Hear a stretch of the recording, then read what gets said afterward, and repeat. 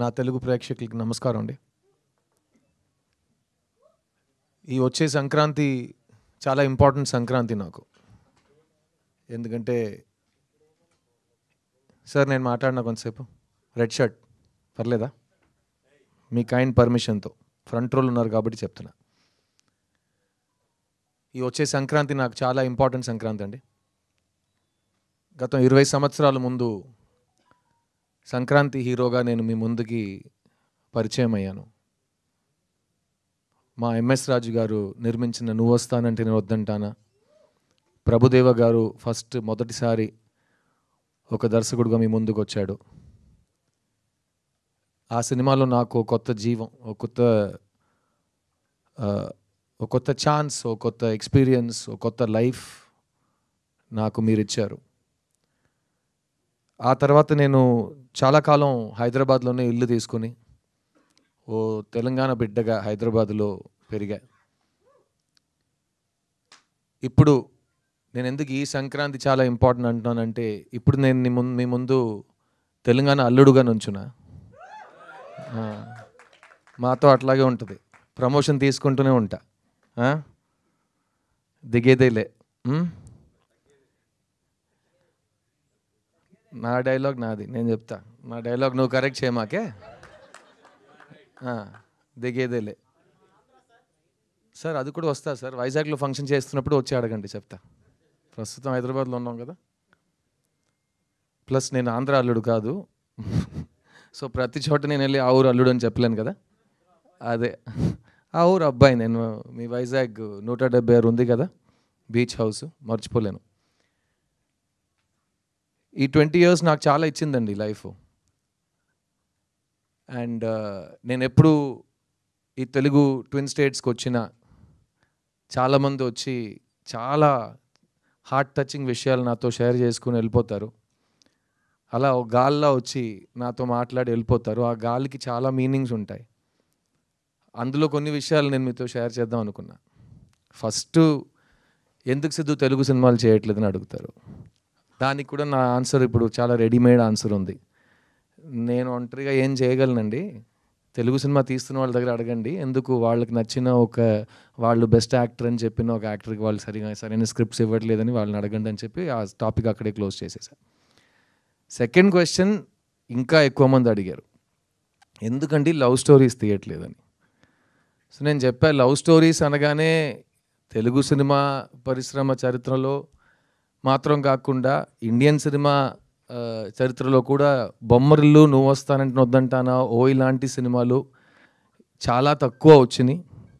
అలాంటి గొప్ప సినిమాల్లో ఉండటం నా అదృష్టం. లవ్ స్టోరీ తీస్తున్నామని చెప్పడం చాలా ఈజీ, కానీ ఆ వరుసలో మంచి లవ్ స్టోరీ తీయటం చాలా చాలా కష్టం. సో భయం వస్తుంది, అలాంటి ఒక స్టాండర్డ్ని మనం టచ్ చేయగలం అని. ఇంకోటి ఏంటంటే, మీకే తెలుసు, లవ్ స్టోరీ చేస్తుంటే ఇతను మన చాక్లెట్ బాయ్ దానికే పనికొస్తాడని ఇంకేం పని ఇవ్వరు. సో దానివల్ల ఇంకా భయం వచ్చింది. తర్వాత ఇంకా చాలా కారణాలు ఉన్నాయి, అది వేరే వేదిక మీద మాట్లాడుకుందాం. కానీ ఈ 10 years 11 yearsలో నేను సొంతంగా ప్రొడ్యూసర్గా మారి ఒక 5 సినిమాలు తీసా. ఒక్కొక్క సినిమా కొత్త జానర్లో ఇవ్వాలి.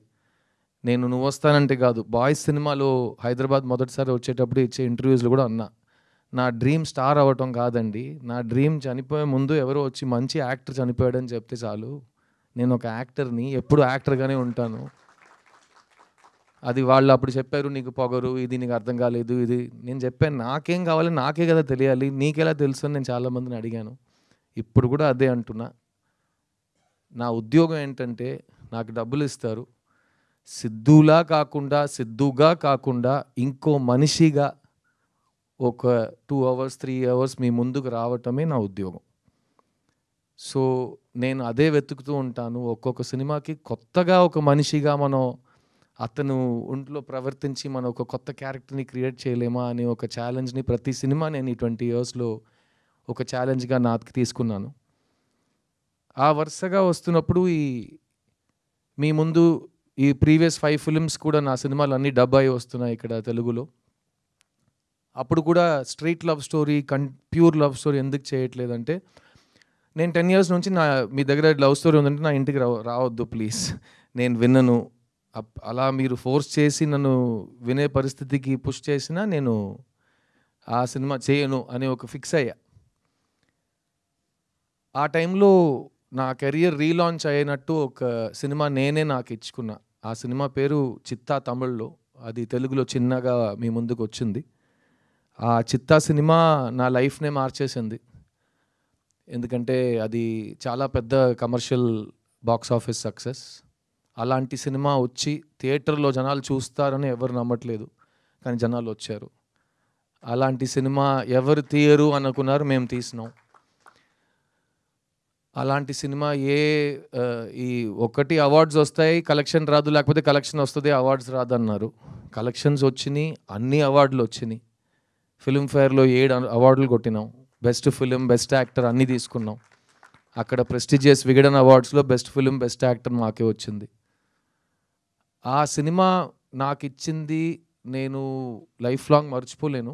కానీ ఆ సినిమాని బయట తీసుకురావడానికి నేను పడిన కష్టాలు, ఆ మెంటల్ స్ట్రెస్, అది కూడా నేను లైఫ్ టైంలో మర్చిపోలేను. సో ఆ సినిమా విజయం సాధించిన తర్వాత ఇప్పుడు ఇది సెట్ అయింది, ఈ ట్రెండ్లోనే వెళ్దామని నాకు అలవాటు లేదు కాబట్టి మళ్ళీ ఏదో కొత్తగా ట్రై చేద్దామని ఒక ఐడియా వచ్చింది.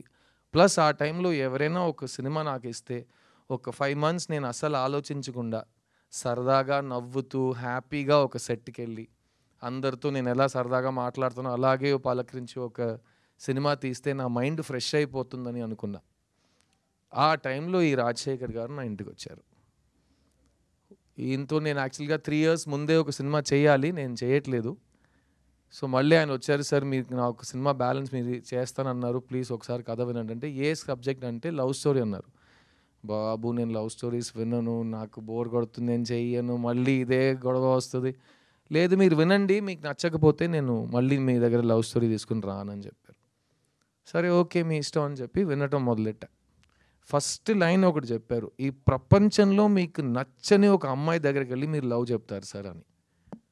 అదేంటి నచ్చని అమ్మాయికి ఎందుకు లవ్ చెప్తానంటే, అదే సార్ నా లైను అన్నారు. సరే ఓకే ఫస్ట్ స్టేజ్ బాగానే ఉంది, కథ చెప్పాను. సో కథ చెప్పాడు. నాకు కథ చాలా నచ్చింది. నాకు ఒక లవ్ స్టోరీ నచ్చడానికి కారణాలు ఎప్పుడు మారవు. ఫస్ట్ హీరోయిన్ క్యారెక్టర్ బాగుండాలి. సెకండ్ జంటగా వాళ్ళిద్దరూ ఎందుకు ప్రేమిస్తున్నారని నాకు అర్థం అవ్వాలి. ఎందుకంటే లవ్ స్టోరీలో ఫస్ట్ అమ్మాయి నచ్చాలి అందరికీ. అమ్మాయి నచ్చితే అబ్బాయి ఎందుకు అమ్మాయి వెంట పడుతున్నారని అర్థమవుతుంది. తర్వాత వీళ్ళిద్దరు లాజిక్ కరెక్ట్గా ఉంటే జంటగా వాళ్ళు అట్రాక్టివ్గా ఉంటారు. ఆ జంటని మనం ఎంత లవ్ చేస్తామంటే సినిమా అయ్యే వరకు మనం వీళ్ళు చేరాలని మనం హోప్ చేయటం మొదలెడతాం. అదే లవ్ స్టోరీది పెద్ద సక్సెస్. సో అది నాకు ఈ సినిమాలో అనిపించింది.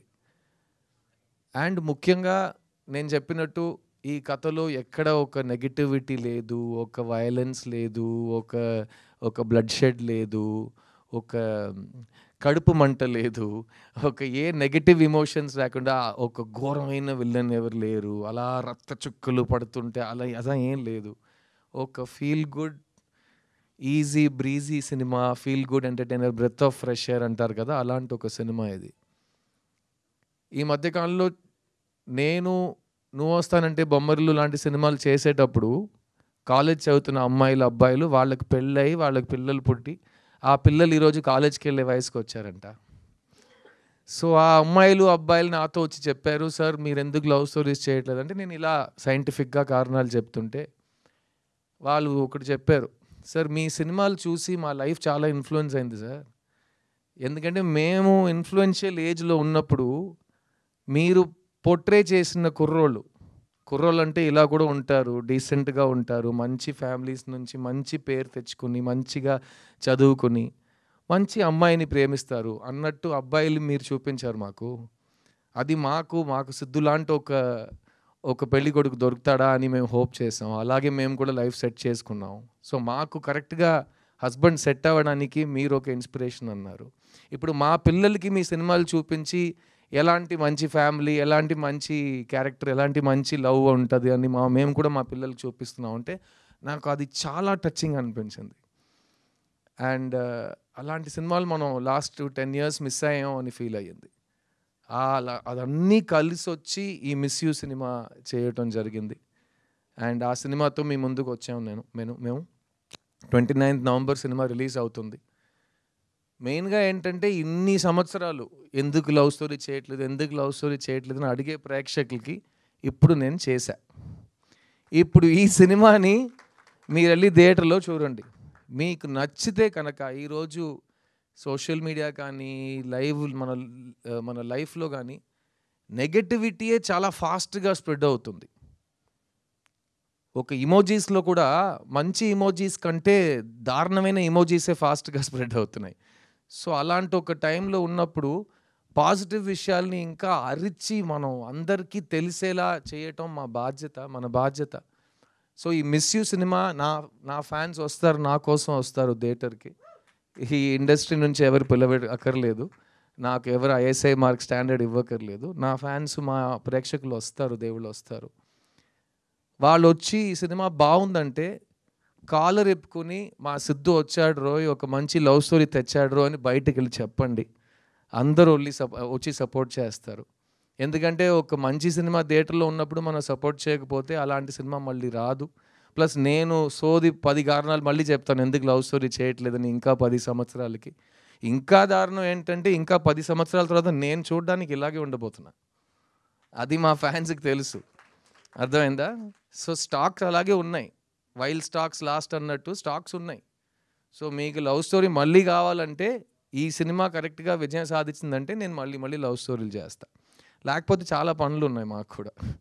ఎందుకంటే ఏ సినిమా థియేటర్కి వెళ్ళాలి, మంచి యాక్టింగ్ అంటే ఏంటి, ఇవన్నీ మేము ఇప్పుడు ఉన్న ఇన్ఫ్లుయెన్సర్స్ దగ్గర నేర్చుకోకర్లేదు. నేను నా లైఫ్లో హాఫ్ పైన ఇయర్స్ నేను యాక్టర్గా ఉన్నా.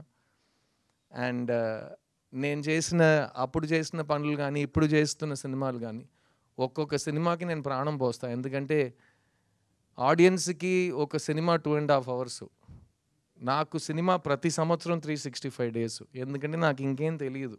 సో నేను 365 days ఈ పనిలోనే ఉంటా. అండ్ ఈ మిస్ యూ సినిమా నాకైతే చాలా నచ్చిందండి. అండ్ ఈ రోజుల్లో ప్రతిదానికి ట్రోల్ చేస్తున్నారు. అది ట్రోలింగ్ అంటే ఎప్పుడు అది పాతగా అప్పుడు ఆ టైం నుంచి ట్రోలింగ్ ఉంది. ఒక మంచి విషయం చెప్పినా 10 మందిలో 2 యాదవులు ఏదో ఒక ట్రోల్ చేస్తారు. ముందు కూడా అలాగే మాట్లాడేవారు. ఇప్పుడు ఆ 2 యాదవులకే మనం ఎక్కువ మైకులు ఇస్తున్నాం. వాళ్ళకే చాలా ఫాలోయింగ్స్, లైక్, షేర్, సబ్స్క్రైబ్ చేస్తే వాళ్ళు స్టార్లు అయిపోయారు. ఇప్పుడు ఎదవని ఎలా మనం ట్రోల్ చేయాలని నాకు అర్థం కావట్లేదు. సో ఈ సినిమా కూడా ఆ ట్రోలింగ్ ఎదవలు ప్లీజ్ ఫస్ట్ టికెట్ కొనుక్కుని నీ ఇష్టం, నీ అబ్బాయి ఏమేం చేసుకో. ఈ టికెట్ కూడా కొనుక్కోకుండా ఇంట్లో బ్రషింగ్ కూడా చేయకుండా నువ్వు వచ్చి మొత్తం హేటింగ్ చేస్తున్నావు. సో ఫస్ట్ ఒక మంచి పద్ధతితో టికెట్ కొనుక్కుని సినిమా చూసి నీకు ఏం చెప్పాలో నువ్వు చేసుకో. ఈ జానర్లో నీలాంటి నెగిటివ్ స్ప్రెడ్ చేసే వాళ్ళకి చాలా తక్కువ పని. ఎందుకంటే లవ్ ఉన్నంత వరకు హేట్ సరిపోదు, ఓడిపోతూనే ఉంటుంది. ఈ సినిమాలో లవ్ ఉంది, ఈ సినిమాలో మీ సిద్ధు ఉన్నాడు. కానీ ముఖ్యంగా ఈ సినిమాలో ఒక మంచి కథ. 20 years ముందు మేము ఎలాంటి సినిమాలతో మేము ముందుకు వచ్చామో, అప్పుడు పాన్ ఇండియా, పూన్ ఇండియా ముందు నేనే ఫస్ట్ మల్టిపుల్ లాంగ్వేజెస్ చేసి సొంత గొంతులో డబ్బింగ్ చేసి 3 మీడియాల ముందు ప్రెస్ మీట్ చేసి నేను ఫస్ట్ చేసేవన్నీ. సో అలాంటివి ఇప్పుడు ఇది పాన్ ఇండియా సినిమా కాదు, ఇది తమిళ్ తెలుగులో వచ్చిన సినిమా. ఇంకా 2 years వెయిట్ చేయండి. ఒకే లాంగ్వేజ్లో తీసి ఏఐలో ఒక బటన్ నొక్కితే అది మా నోట్ని మొత్తం మూవ్ చేసి మీకు తెలుగు స్ట్రైట్ డబ్బింగ్ లాగా కనిపిస్తుంది. ఇంకా 2 years వెయిట్ చేస్తే అది కూడా వచ్చేస్తుంది. ఇంకా 10 years వెయిట్ చేస్తే మేము ఇంట్లో కూర్చోవచ్చు, హాలోగ్రామ్ పెట్టుకుని సినిమా తీసేస్తారు. సో అంతకుముందు మంచి సినిమాలు ఎంత వస్తాయో మనం చేసేస్తాం. ఈ మిస్ యూ సినిమా ఒక తమిళ్ తెలుగు ఫిలిం మన నేటివిటీకి తగ్గట్టుగా ఇప్పుడు ఉన్న యూత్కి. ఒక పెద్ద మనిషి నాతో చెప్పాడు, మీరందరూ ఫ్రెష్నెస్ కొత్తగా చేయాలని వెతుకుతూనే ఉంటారు, కానీ మీకు ఒకటి తెలుసా, నాకు ఏజ్ 90 అయ్యింది, ఒకే సినిమాని 20 yearsకి ఒకసారి మళ్ళీ తీస్తూనే ఉండాలి. ఎందుకంటే నువ్వు లవ్ స్టోరీ తీస్తున్నావు అంటే ఆ టైంలో 18 to 30 ఉన్నవాళ్ళు యూత్ అనుకుంటారు, వాళ్ళకి లైఫ్లో ఇలాంటి లవ్ నేను చూడలేదని అనిపిస్తుంది. 20 years తర్వాత ఇంకో జనరేషన్ ఆ గ్యాప్కి వచ్చేస్తుంది 18 to 30కి. వాళ్ళ కోసం మళ్ళీ అదే సినిమాని తీయాలి. ఎందుకంటే ప్రేమనే ఒక్కొక్క జనరేషన్కి మీరే నేర్పించాలి, మీరే కరెక్ట్గా ఒక క్లాస్ తీసినట్టు చాలా అందంగా చూపించాలి. So old wine in new bottle అంటారు కదా, వైన్ ఇస్ వైన్, తాగితే ఎక్కేస్తుంది, బాటిల్ మార్చాలి. లేకపోతే పాత వైన్ అంటారు, అంతే కదా. సో ఈ పాత వైన్ కాదు, ఇది beautiful wine, timeless ever lasting wine అంటే ప్రేమ. అలాంటి ప్రేమని కొత్తగా ఒక బాటిల్లో ఈ రాజశేఖర్ అనే డైరెక్టర్ తీసుకొచ్చారు. ఈ కథలో చాలా హైలైట్స్ ఉన్నాయి. ముఖ్యంగా నేను చెప్పిన ఆ పాయింట్, ప్రపంచంలో నచ్చని అమ్మాయి దగ్గరికి వెళ్ళి ఐ లవ్ యూ చెప్పడం. ఎందుకంటే నేను చాలా అమ్మాయిలకి ఐ లవ్ యూ చెప్పాను సినిమాలో.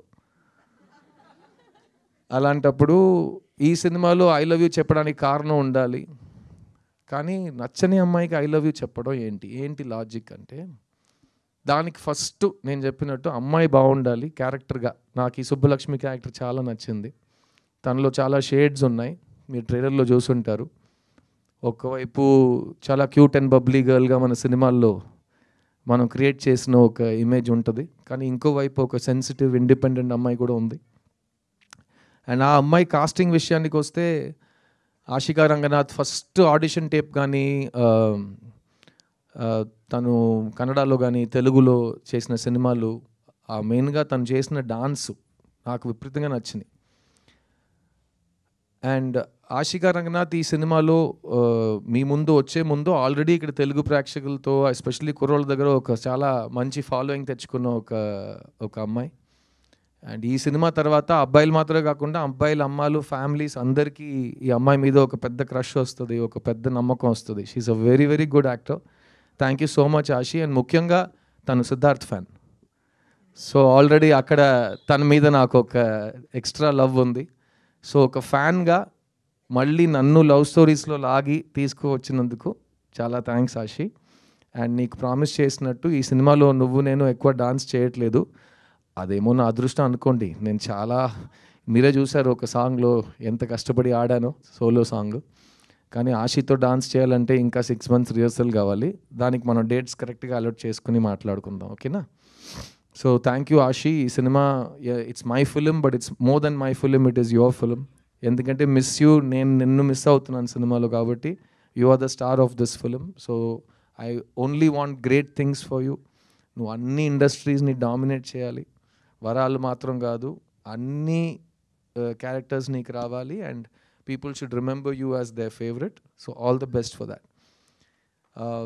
మిస్ యూ సినిమాలో చాలా కాలం తర్వాత 8 పాటలు ఉన్నాయండి.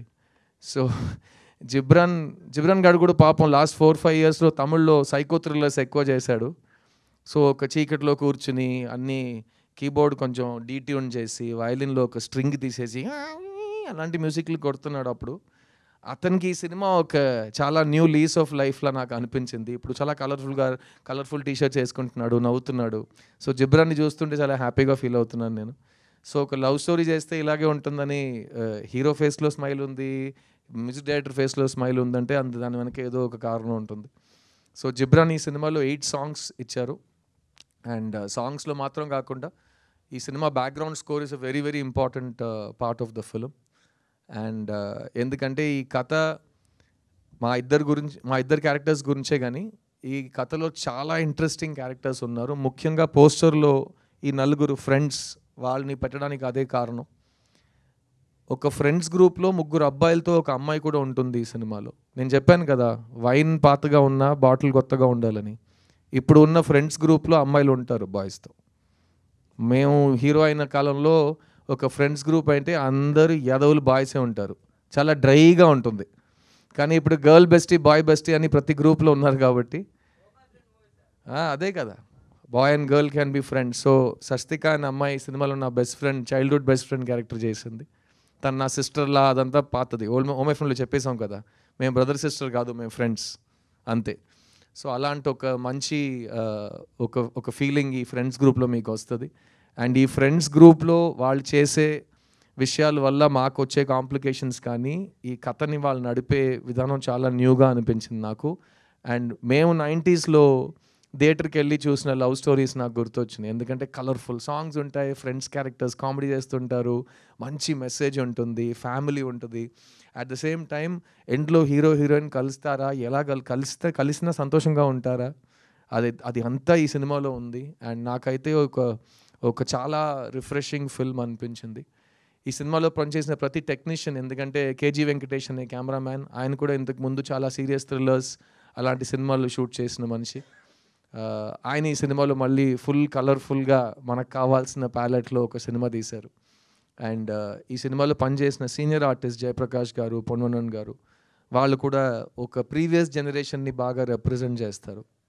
అండ్ మీరు చూస్తుంటే ఇప్పుడు ఉన్న సినిమాకి ప్రతి సినిమా 2 వీక్స్ లోపల అందరు చూసేయాలనే ఒక కంపల్షన్ ఉంది. ఎందుకంటే అంతకు పైన థియేటర్స్ దొరకవు అందరికీ కరెక్ట్గా. సో మేము చేసిన సినిమాలు 1 సంవత్సరం ఆడినాయి. ఇప్పుడు 1 సంవత్సరంలో చూసిన వాళ్ళు వ్యక్తులు అందరూ 2 వీక్స్లో చూడాలంటే అందుకే ప్రమోషన్స్ ఇంకా గట్టిగా 10-20 టైమ్స్ అయిపోయినాయి. అంత అరుస్తూనే ఉన్నాం, ప్లీజ్ ప్లీజ్ ప్లీజ్ ప్లీజ్ రండి అని, క్రౌడ్ హైప్ అని. ఈ సినిమాకి నాకు హైప్ ఎక్కించక్కర్లేదు, బికాస్ ఇది లవ్ స్టోరీ. ఒక షో తర్వాత లవ్ స్టోరీ బాగుందంటే ఆ లవ్ హైప్ ఆటోమేటిక్లీ బయటకు వెళ్ళిపోతుంది. అది మీరు 20 years తర్వాత రిలీజ్ కోసం వెయిట్ చేయక్కర్లేదు. ఆ ఫస్ట్ 6 monthsలోనే సినిమాకి మంచి పేరు వచ్చేస్తుంది. ఈ జనరేషన్ చాలా ఫాస్ట్ కాబట్టి. సో ఈ సినిమా ఒక లవ్ స్టోరీ, ఒక ఫ్యామిలీ స్టోరీ. ముఖ్యంగా ఇది ఒక సిద్ధు సినిమా. మీరు సిద్ధార్థ్ అంటే ఎలాంటి సినిమాలు ఫస్ట్ తీస్తున్నాడో, ఎలాంటి సినిమాలు తీయట్లేదో, ఏ సినిమాల్ని మీరు మిస్ చేశారు, ఏ సినిమాలు నేను కోల్పోయాను, ఆ సినిమాలు అన్నీ కలిపి ఒక సినిమాగా ఉంటుంది. అండ్ ఈ సినిమా తర్వాత నేను మళ్ళీ ఎప్పుడు లవ్ స్టోరీ చేస్తాననేది నేను ఆల్రెడీ ముందు చెప్పినట్టు ఆడియన్స్ చేతిలో వదిలేస్తున్నాను. ఈ సినిమాతో ఫస్ట్ టైం సినిమాకి వస్తున్న శామ్యూల్ మాథ్యూ, ఆయన గురించి 2 మాటలు చెప్తాను. First of all excellent producer. Rajasekhar అడిగింది, నేను అడిగింది అంతా సినిమా కోసం ఆయన ఇచ్చారు. అండ్ మీరు ఆయన మాట్లాడటం చూశారు, ఒక కార్పొరేట్ సీఈఓలా మాట్లాడతారు, ఒక బ్రాండ్ లాంచ్కి వచ్చినట్టు మంచి బ్లూ షర్ట్, బ్లూ జీన్స్. ఆయన్నే మీరు ఒక హీరో ఎల్డర్ బ్రదర్గా కాస్ట్ చేయొచ్చు, అలాంటి ఒక లుక్లో ఉంటారు ఆయన. బట్ ఇలాంటి ప్రొడ్యూసర్స్ మాకు చాలా అవసరం అండి సినిమాలో. బికాస్ టైంకి సినిమాలు కంప్లీట్ చేసి అందరికీ టైంలకి డబ్బులు ఇచ్చి కరెక్ట్గా మీడియా ఈవెంట్ అంటే ఎలా ప్లాన్ చేయాలో దాన్ని ప్లాన్ చేసి చేయటం అన్నీ నాకు చాలా కంఫర్టబుల్గా ఆయనతో పని చేయటం జరిగింది. So welcome to cinema Samuel Matthew, and I wish you all the best.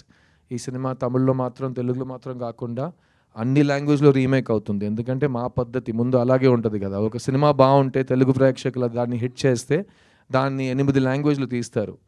2 వారాల్లో ప్రతి లాంగ్వేజ్లో డబ్ చేసి చూపించాల్సిన అవసరం లేదు.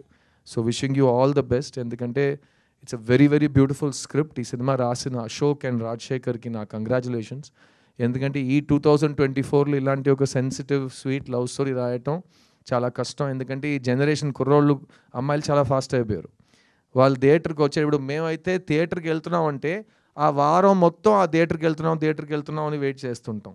ఇప్పుడు వీళ్ళు థియేటర్ లోపలికి వచ్చేటప్పుడు పాకెట్లో వాళ్ళకి ఇన్ఫర్మేషన్ యూనివర్స్ ఉంది, ఫోన్ అని, అందులో ఫుల్ ఎంటర్టైన్మెంట్ ఉంది. సో మీరు 2 seconds వాళ్ళని డిస్కనెక్ట్ చేస్తే వాళ్ళు ఫోన్కి వెళ్ళిపోతున్నారు. సో నెక్స్ట్ ఏం జరగబోతుందని వాళ్ళు చాలా ఫాస్ట్గా గెస్ట్ చేస్తున్నారు. అండ్ గెస్ట్ చేసిన తర్వాత అలాగే జరుగుతుందంటే వాళ్ళు మీకు ఇంకా టైం ఇవ్వనని చెప్పి ఫోన్కి వెళ్ళిపోతున్నారు. సో అలాంటి డిస్కనెక్ట్ అవ్వకుండా, నెక్స్ట్ ఏం జరగబోతుందని తెలియకుండా చాలా రిఫ్రెషింగ్గా ఒక స్క్రీన్ ప్లే, చాలా ఇంట్రెస్టింగ్ అయిన ఒక ఎడిట్. సో ఈ సినిమా అన్నీ ఒక మంచి కమర్షియల్ లవ్ స్టోరీకి ఏం కావాలో అన్ని ఎలిమెంట్స్ చాలా జాగ్రత్తగా చేయబడినాయి. అండ్ మంచి దానికి ఎప్పుడు మంచి రిజల్ట్ ఉంటుంది. సో ప్రతి దాంట్లో ఒక పాజిటివ్ ఉంది. సో నేను నా రిటర్న్ టు లవ్ స్టోరీస్లో చాలా పాజిటివ్స్ని చూస్తున్నా. అండ్ ఈ సినిమా తర్వాత మళ్ళీ నాకు మాత్రం కాదు, ఎందుకంటే నాకు ఈ సంవత్సరం రియల్ లైఫ్లో కూడా చాలా ప్రేమ పుట్టింది, చాలా మంచి విషయాలు జరిగినాయి, చాలా అదృష్టవంతుడు అయిపోయాను నేను. కానీ ఈ సినిమా తర్వాత మిగతా వాళ్ళు కూడా మా లైఫ్లో ఒక లవ్ స్టోరీ మనం చేస్తామని, ఎక్కువ లవ్ స్టోరీస్ రాస్తారు, మళ్ళీ లవ్ స్టోరీస్ తీస్తారని నేను నమ్ముతున్నాను.